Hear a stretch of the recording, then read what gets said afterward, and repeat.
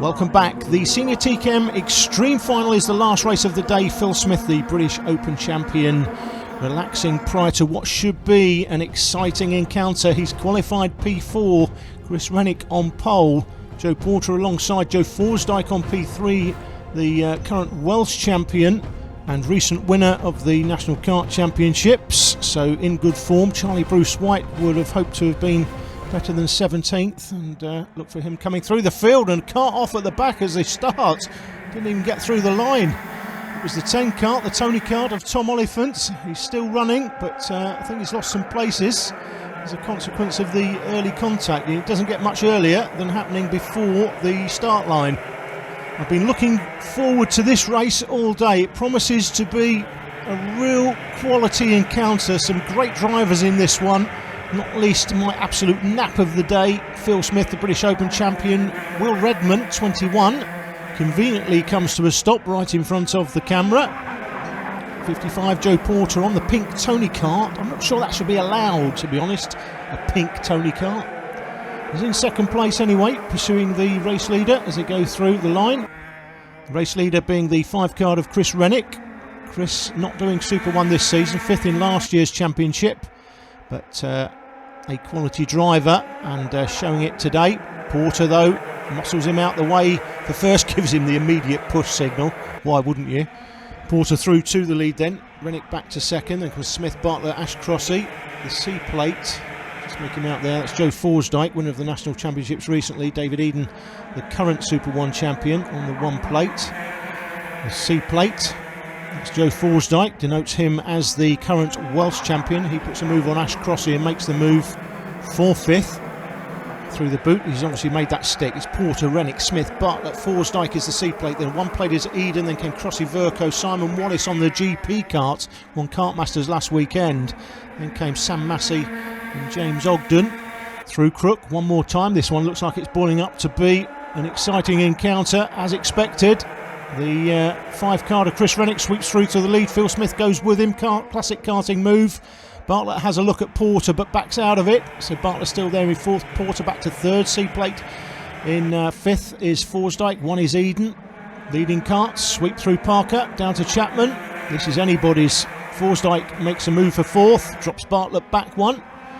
So Forsdyke up to 4th. Bartlett 5th. Eden still there in 6th place. As Phil Smith sweeps through to the lead through the toe of the boot, so it's Smith out front now, Rennick in 2nd, Porter back to 3rd, a little bit of a gap back to Forsdyke as Rennick grabs the lead back. Great racing. This one could prove to be a classic TKM Festival race, one that we could be talking about for many years to come. Forsdyke looked up the inside of Porter, a little bit of contact between them, more contact between David Eden and the GP plate Simon Wallace, and they've lost multiple places coming down the hill.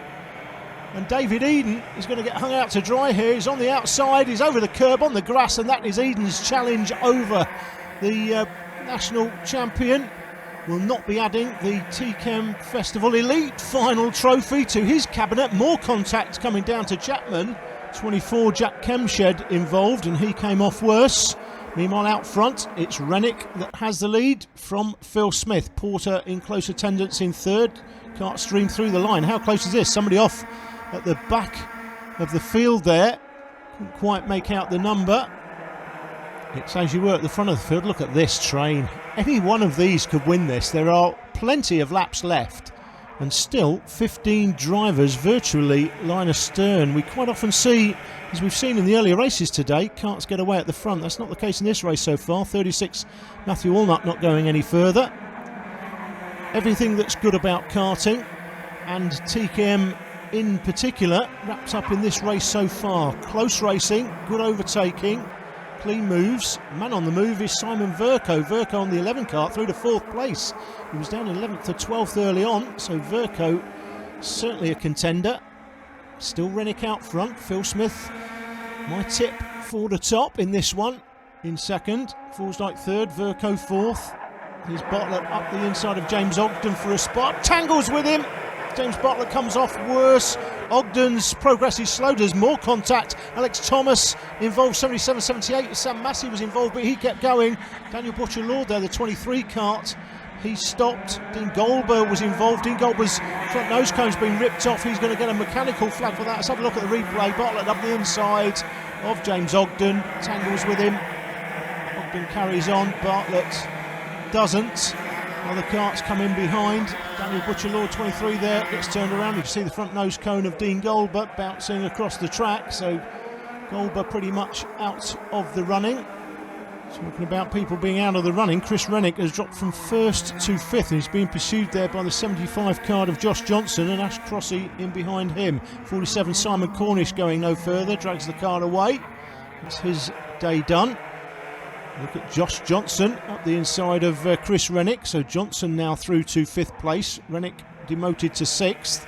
It's Phil Smith, British Open champion, out front, followed by Joe Porter on that pink Tony kart. Verco has got that final podium spot for now.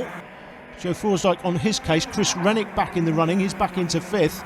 He's got a bit of work to do to catch the 4 carts in front. About 10 kart lengths, I would say. Chris Rennick behind now, was leading it not so long ago.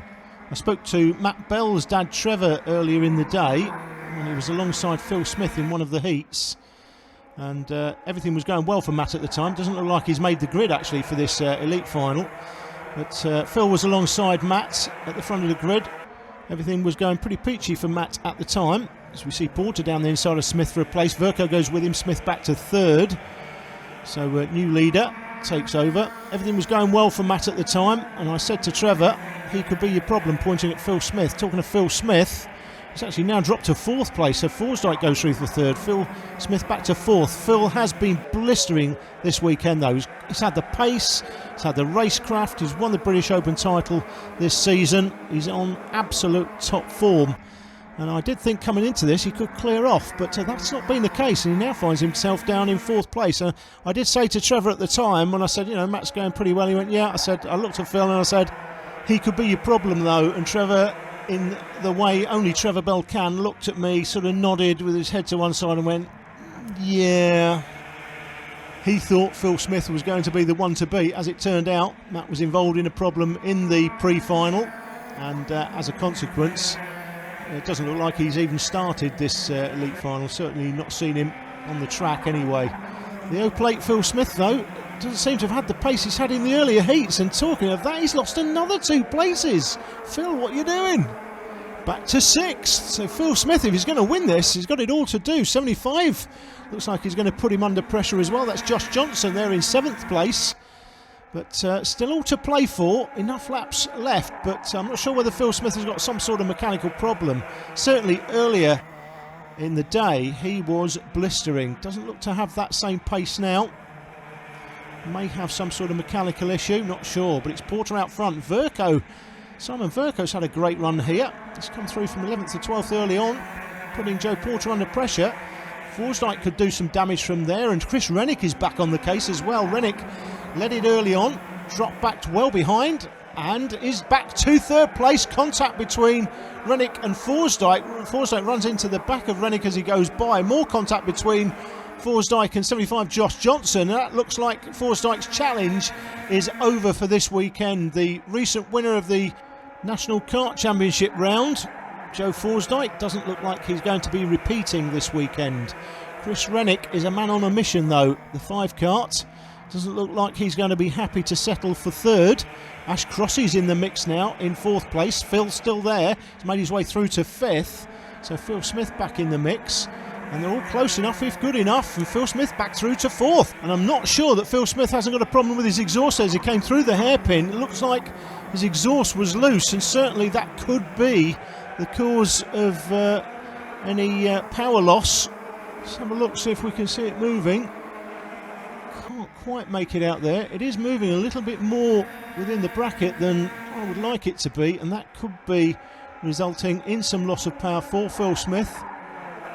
Looks like he's got the pace up the main straight though, into Christmas Corner. Crossy in behind now. Here are the leaders. It's looking like a battle between Joe Porter and the 11 car of Simon Verco as we come towards the business end of the race. Not many laps remaining. Porter has it from Verco in behind Rennick. He's not going to give it up in 3rd. Smith still there in 4th. The 98 car of Aaron Male going through the shot. There's David Eden involved in that early incident. He was in it to win it early on, but got involved in that incident up in Christmas Corner. And that was the end of David's challenge.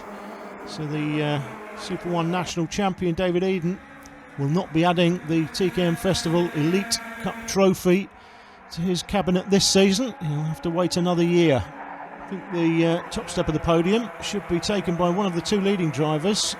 The next 5 drivers battling for the 3rd spot, and then came Sam Massey 78, followed by James Ogden and Ashley York. York rounding out the top 10.